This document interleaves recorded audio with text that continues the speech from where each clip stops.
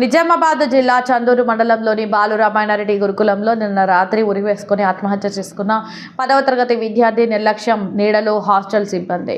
మండిపడ్డ విద్యార్థి సంఘాలు విద్యార్థి మృతికి కారణమైన సిబ్బందిపై వెంటనే చర్యలు తీసుకోవాలని ధర్నా నిర్వహించిన విద్యార్థి సంఘాల నాయకులతో వాగ్వాదం పెట్టుకున్న పోలీసులు. ధర్నా కార్యక్రమంలో పీడీఎస్యూ జిల్లా అధ్యక్షులు ఎన్ బాలరాజ్, ఏఐఎస్బీ జిల్లా అధ్యక్షుడు డి నాగరాజు, టీఎస్పీ జిల్లా అధ్యక్షులు మావురం శ్రీకాంత్, ఏబీవీపీ నాయకులు బాలకృష్ణ, వినయ్, నాయకులు రాజన్న, పీడీఎస్యూ నాయకులు కార్తీక్, వంశీ మరియు తదితరులు పాల్గొన్నారు.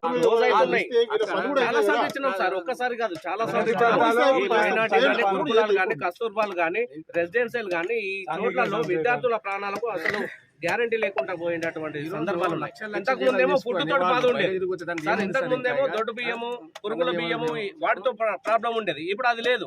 ఇప్పుడు అది లేకపోయినా ఏదో రకమైన సమస్యలతో మళ్ళీ ప్రాణాలకు చెలగాటమైనటువంటి పరిస్థితులు తయారవుతూనే ఉన్నాయి. రోజు ఒక చోటు చూస్తూనే ఉన్నాము, విద్యార్థులు చనిపోతూనే ఉన్నారు. ఈ సమస్యకు పరిష్కారం ఎవరు చూపకపోవడం అనేది ఇది చోద్యం చూస్తున్నట్టుగా అనిపిస్తా ఉంది.